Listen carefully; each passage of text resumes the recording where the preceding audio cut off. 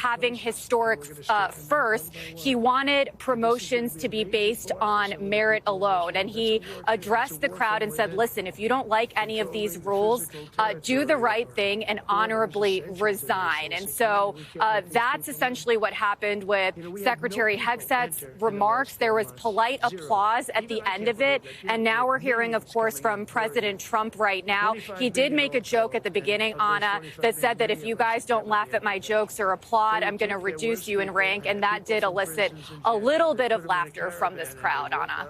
Priya, thank you. General, what's your reaction to what we heard so far from the president and the defense secretary?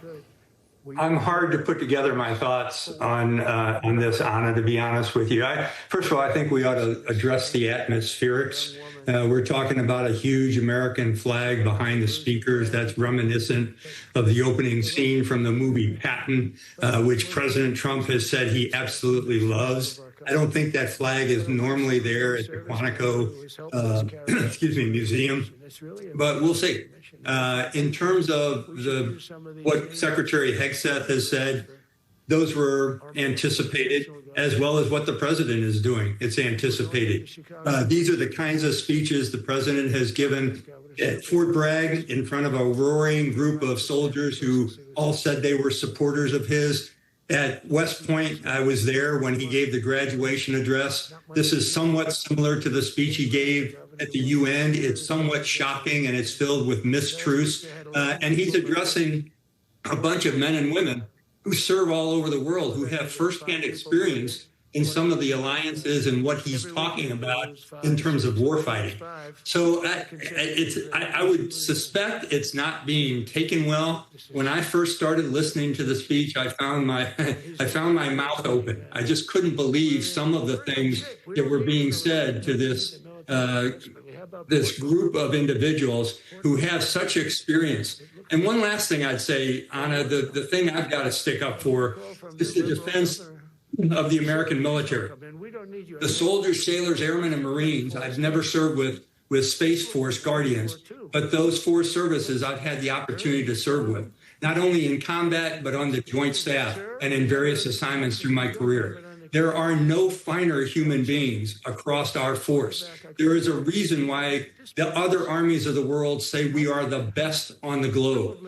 They are well-trained, well-disciplined, and they swear an oath to the Constitution. And I just really find it offensive that anyone is insulting them and claiming that it's their promotions and their advancement through the services are a result of policies or wokeness or DEI, because that's just not true.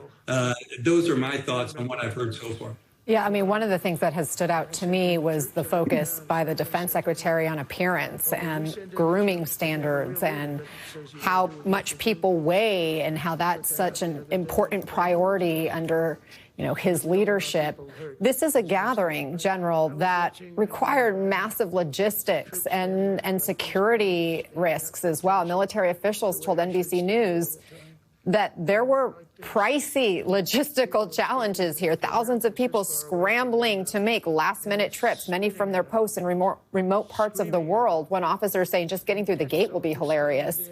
I mean, the costs are one thing, but what about the risks? And based on what we've heard, what's your assessment on whether this event was worth the risk?